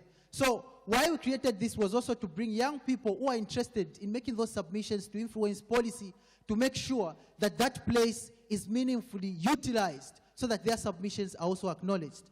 Apart from that, we have also managed to make several parliamentary submissions. So if the government comes up with a policy, we review that policy and make sure that it's responding to the needs of the people. Where we identify the gaps, we appear before the National Assembly and make those submissions to justify that this won't stand well with the young people, and it is also going to hinder their proactive role that they're supposed to play and contribute effectively to the national development agenda.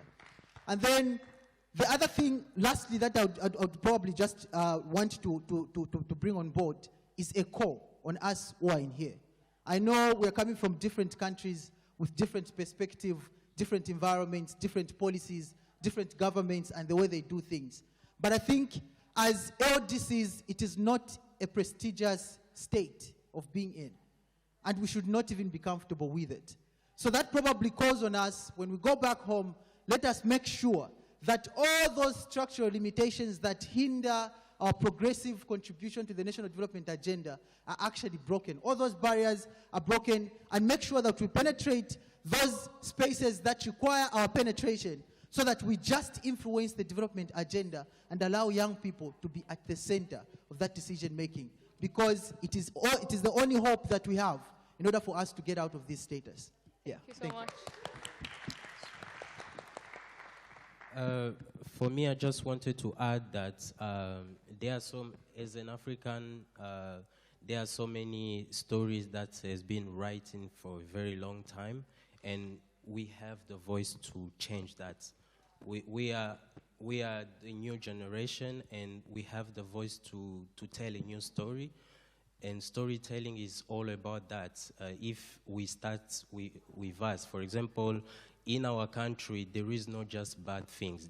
There are so many stories. As Canon say, everyone has a story to tell. So let's go outside and tell beautiful story of our community. Show that we also have a voice. We also have beautiful things in our country. For example, in our project LTA, we have programs in tourism and arts. And multimedia. The multimedia help the young people to tell their own story, and the tourism is showing the beautiful story and the art is empowering lives. So when we use the art, is actually keeping people in peace, putting people together to bring something new. So since we are here, we need really to work on our story. We need, because no one will write it for us. We need to do it ourselves. Like, just do it. Thank you so much. Thank you so much. There's a saying that whoever tells the story has the power, and I just love what you said, that actually it's time to tell our own stories, take our power back. So thank you so much to our speakers. Let's celebrate them as they come off the stage, as we then go to the next level of our agenda. Thank you. Let's continue to celebrate them as they... Thank you so much. Next on the program is the fulcrum of this youth forum. This is the result of months of hard work led by two coalitions of youth organizations, the International Committee Meeting of Youth Organizations, ICMYO, and the Major Group for Children and Youth, MGCY. This is the moment in which the commitment of thousands of LDC young people will come to life and become a part of LDC 5. Please welcome Winji Nachanga, Coordinator of the Major Group of Children and Youth, and Benson Mushuka, Pan-African Coordinator of the International Committee Meeting of Youth Organizations. Please.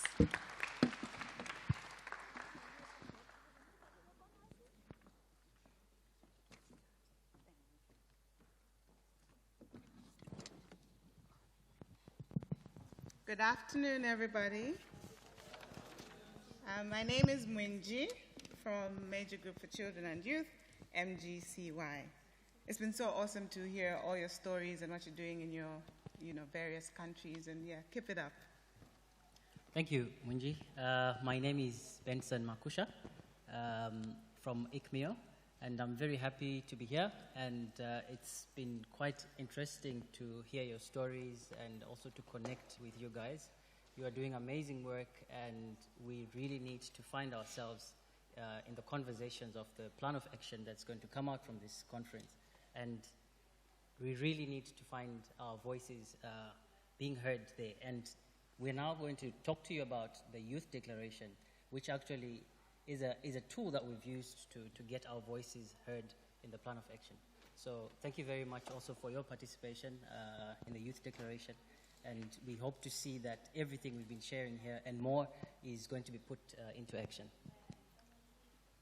So in LDCs, approximately 60% of the population are under the age of 25, which means that we as the young people make up a greater percentage of the population.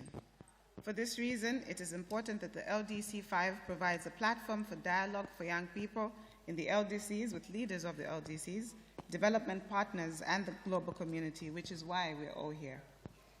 So the present declaration builds upon the outcome of for all generations consultations, which were undertaken in 2021. These consultations were undertaken in LDCs, in which young individuals, youth organizations, youth alliances, and networks, as well as informal young people, contributed by participating in online engagements, regional review meetings, and also by way of submitting reports and recommendations on specific topics. So I guess obviously you'd ask, why was this done? So this was done to ensure that we, the young people of the LDCs, were meaningfully engaged in the formulation and implementation of the Doha Programme of Action. We too have a voice, and our voices must be heard. I think Ruben was very clear on that. Indeed, it is very critical that as the present and future leaders, we recognize the importance of the current moment today and how it's going to impact the future generations. So here, we are not just going to be shaping our today, but we're actually defining generations. And we must not let this moment slip away from us. So the Doha Programme of Action cannot be sufficient without our voices. For all generations carries all our hopes, ambitions, aspirations, and commitment as young people in the LDCs. You do agree with me that I think this was coming out from most of our discussions, that we want LDCs where young people are empowered to achieve their full potential, where they enjoy their human rights, and also are contributing as agents of positive change. To our member states, I know we have different government delegations in here. This document represents our fundamental development needs and commitments to the Doha Programme of Action. We aspire that these are transformed into significant youth development through meaningful youth engagement. Indeed, we've been speaking a lot about engagement, and engagement empowerment should really be realized through youth-friendly national development strategies, recognizing young people as rights holders and key stakeholders in policy making, implementation, monitoring, and evaluation. And through creating mechanisms and spaces at various levels for young people to engage and in the implementation and evaluation of the new Doha Programme of Action for LDCs. So we have defined 9 key thematic areas. I know the youth delegates are fully aware of the 9 thematic areas in which we urge commitment to implement, and these include investment in youth through education, access to economic opportunities, promoting youth participation in policy at all levels, defending human rights, gender equality, tackling climate change, supporting refugees and internally displaced migrants, and ensuring digitally inclusive nations. And I think these are areas that so many of our discussants did speak about earlier. Yeah, the timing of this Doha Plan of Action is very critical, my fellow youths. It falls within the last 10 years of the implementation of the 2030 Agenda for Sustainable Development and the Sustainable Development Goals. And we, as the young people, are key agents to the realization of this 2030 Agenda. And empowering young people is crucial to success of the Doha Programme of Action. And without our involvement, without our engagement, our country sadly will not be able to close the digital the divide and also achievement of our sustainable development goals. So, fellow young people, we have committed ourselves. The future is ours, the future is here, and for generations defines the future.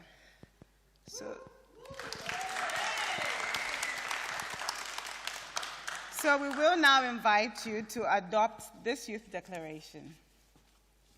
So we'll ask for the guys helping us to dim our lights and everyone to get their phones torch on. So if you can just get the torch on your phones on. Yep. It's on. Yeah, we're trying to get the guys to dim the lights for us. So everyone get your torch on. Get your torch on, your feet ready. Yep. Yeah, she's getting it. She's getting on with it. Is everybody's torch on, feet ready?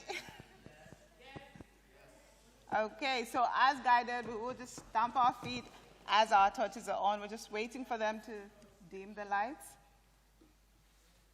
Okay, that's fine. We can still do without the lights being dimmed, right? So it's okay. It's all right. It's all right. It's all right. It's all right. So seems there is nobody to turn off the lights for us. So we can say this together loudly, right? The future is ours. The future is here, and then for all generations, right? Let's try that. The future is ours. The future is here. For all generations. And then we stamp our feet, right? So let's go. The future is ours. The future is here for all generations.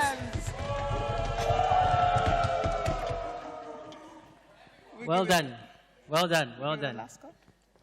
So thank you guys for this, and this is a very important milestone, and we look forward to all the submissions we have in our declaration to be taken into consideration. We want to be involved, we want to be engaged, we just don't want to be consulted, but we want to be active agents in our development. Thank you very much. Thank you also. This is your declaration.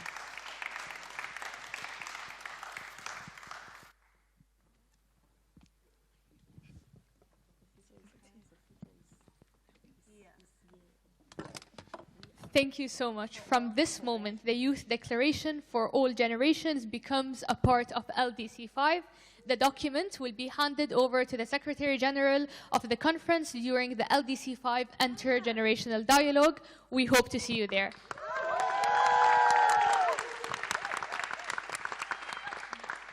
So we're now winding down to the end of the session. I would like to introduce Heidi Schroeders-Fox, Director of the Office of the High Representative for the LDCs, LDCs and SIDS, to please give us some remarks.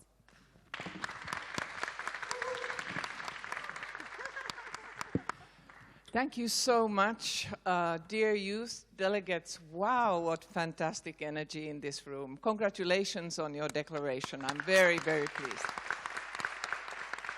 Your contribution to this conference is so important. You bring the vision, the future, and you bring the really what can be implemented. How do we take this Doha Programme of Action forward? So I'm really pleased to be here, and I bring you the best regards also of the UN Secretary General. Just as before I was here, I was in a meeting with all the UN principals. That means all the heads of the different UN organizations. And it was an amazing meeting, that one as well. Really a strong commitment from the whole UN. Every single organization was there to say that, to discuss how do we implement the Doha Programme of Action on the ground, in the countries. How do we bring the partnerships on board to really make sure that it makes a difference? We have a decade. It needs to be done. If we want to achieve the Sustainable Development Goals, we have to be able to implement the Doha Programme of Action. So I'm really delighted to be here. Really an honor and a great pleasure for me to be here with you closing the Youth Forum. So throughout the process of developing the agenda for this LDC 5 conference, my office has worked hard to make sure and ensure that the youth voices are not just heard, but acted upon. And your Youth Declaration is an important part of this. This has been so well captured in the Doha Programme of Action, the international community's really blueprint for delivering transformative changes in the least developed countries over the next decade. It's a very ambitious document, and the voice and the concerns of youth are very much at its heart.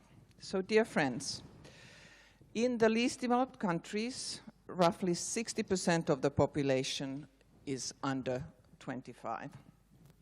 And the number of adolescents and youth aged from 15 to 24 is projected to grow from 207 million in 2019 to 336 million in 2050. It's a huge increase of the youth population. So that should be a tremendous and exciting opportunity for new ideas, more entrepreneurship, and really fresh leadership. You are the future leaders.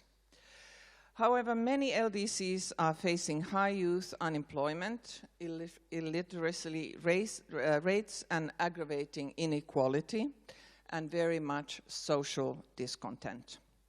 These are problems not of your making, but these are problems that I really believe you have the ability to help solve. In preparation for this forum, young people were consulted to create a declaration in support of youth development in LDCs. This work was led by the International Committee Meeting of Youth Organizations and the Major Group for Children and Youth.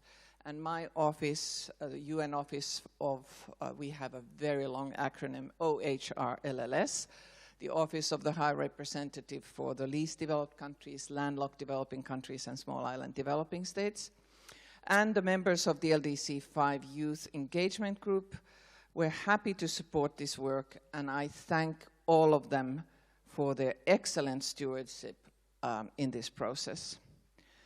So, you know, the Youth Declaration that you have just approved, it has 3 key aims.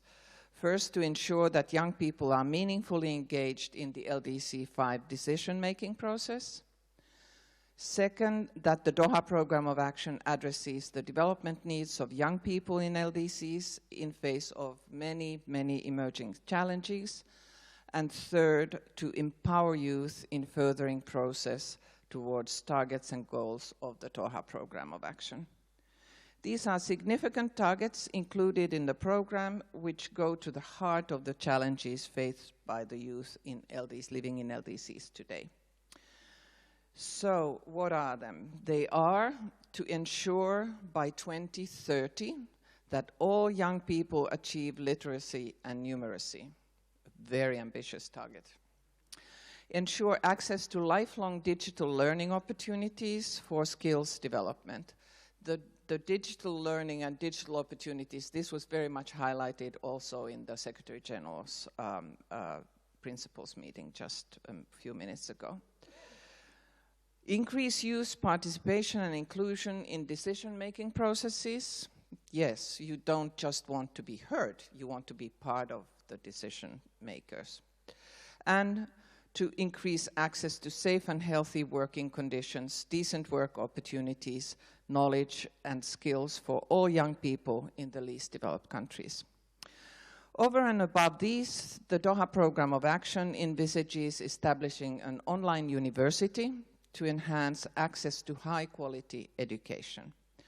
This will have a particular focus on STEM fields and the diverse range of digital skills that the young people need to cope with the demands of the realities of the fourth industrial revolution. If, over the next 10 years, we can really meet these targets, then together we really will have transformed the opportunities available to millions of young people.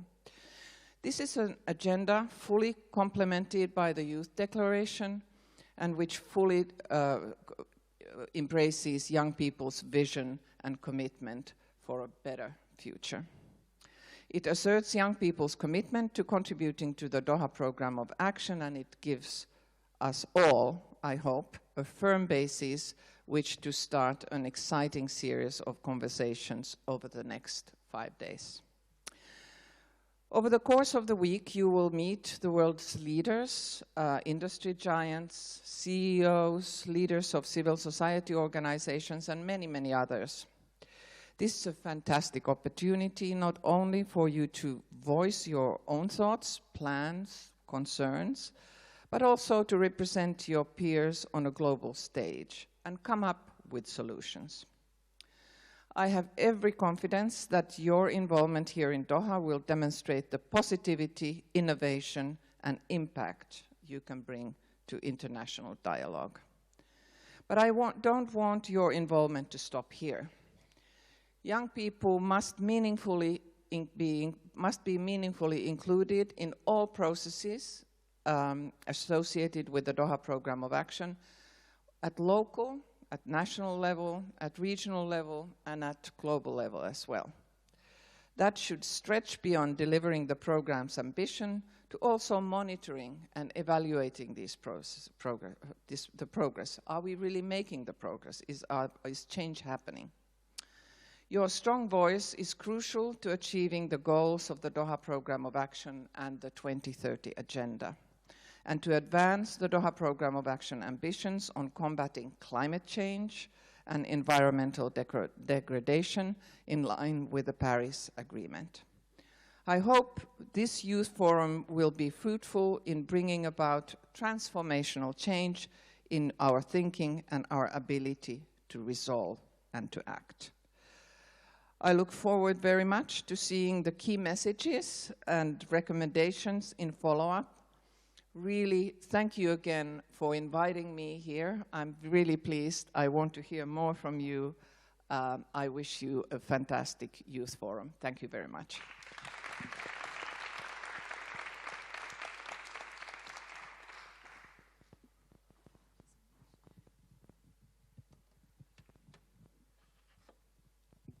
Thank you so much. These were the words of Ms. Heidi. Before we end this great event, we want to leave our youth delegates with a call to action. When you take part in LDC 5 tomorrow and for the rest of the week, show world leaders what young people are capable of.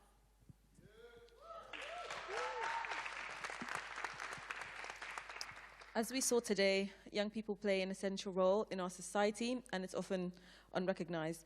Let this conference, this forum, let it be a chance for us to make sure that everyone remembers the role of youth. I think our brother Ruben was sharing that if these seats at the table didn't exist, let's create our own. So when you go back home, we invite you to approach your decision makers in your countries. If you can, make sure your voices are included in national development strategies, your experience, your advice, your passion. These are the things that are needed for us to realize the ambitions of a better, fairer, more sustainable world for all, everywhere. So the declaration that was shared, let it not just be shared here, let us take it forward into the communities.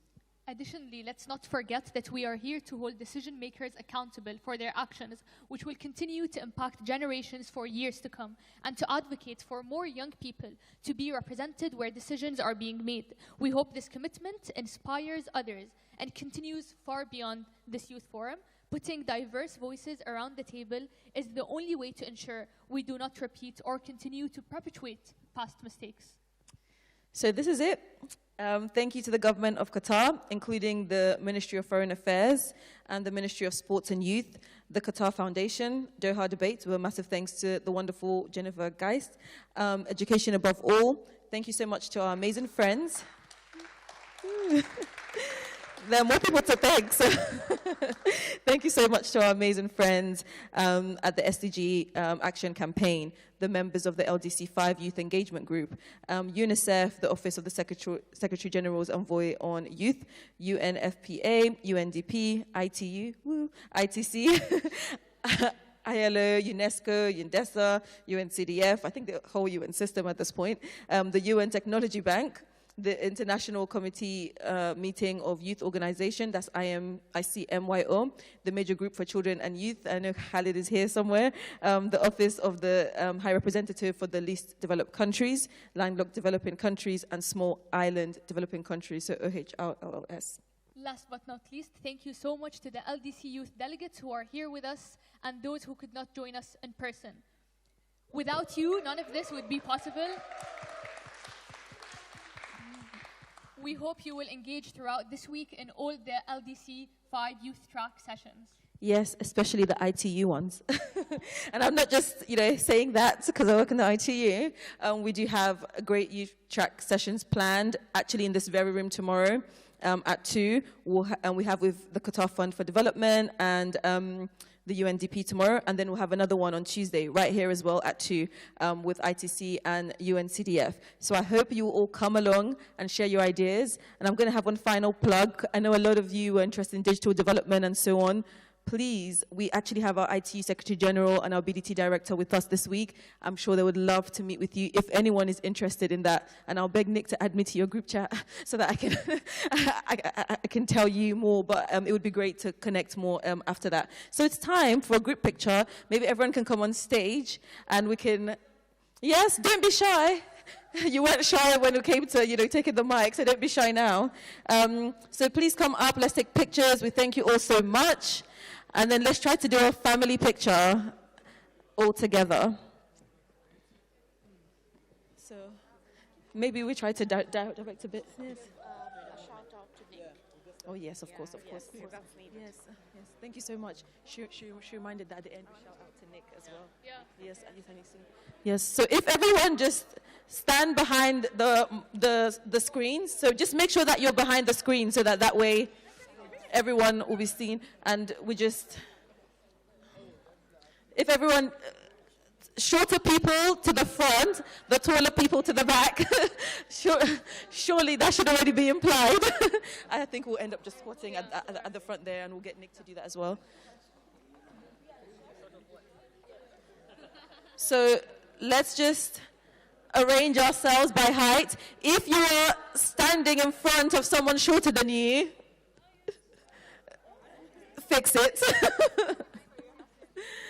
Please make sure that the person behind you is not shorter than you. Huddle closer together. I think the camera is here, so let's try to go behind if we're taller, please.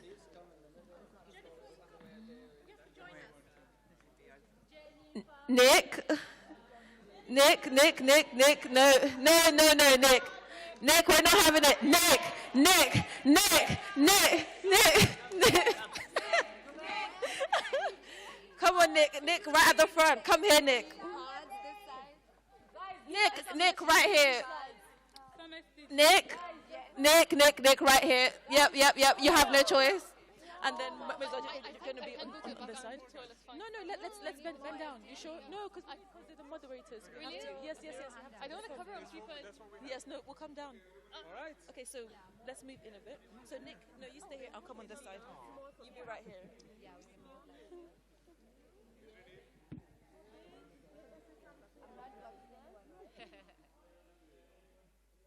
Can we do like a fun one? Like, woo! Okay. 1, 2, 3. Woo! No, wait, wait. My camera, my camera. Please. There's like a camera. That was just the rehearsal. Everybody. Okay, when I say 1, 2, 3, we're going to say Nick. No. LDC 5. 1, 2, 3, LDC 5! Thank you. No more exploitation. Yes, Ruben, no more exploitation. I love that. So, thank you all so much for this session. And as we leave, can we just give a massive round of applause to Nick, who has coordinated everything with the youth. Does anyone have a good camera? Let's just do a selfie with Nick right now. Guys, Nick has been incredible. Nick, you've seen, and the entire team at OHLLS, they've been absolutely incredible. And I'm sure he'll kill me for saying this. But 1, 2, 3, say Nick! Nick! Let me try. Okay. Everyone. Who has a good camera?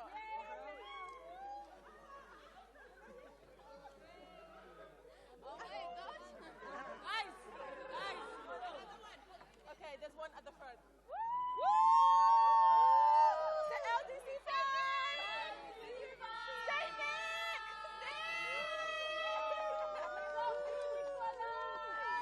Yes, we love Nick. Thank you.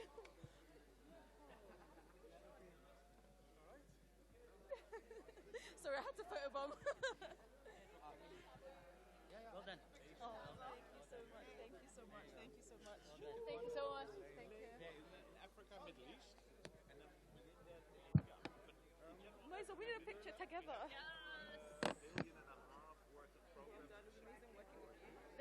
I think your camera is better. Let's see. Can you please help us take a picture of two of us? Should we hold on mic to show like we're like moderators?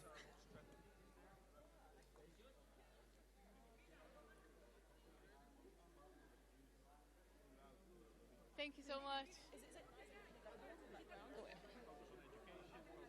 I think maybe you can do it with that background. We're in someone else's picture. Yeah, yeah. Like right here, so like he can see the whole thing. Yeah.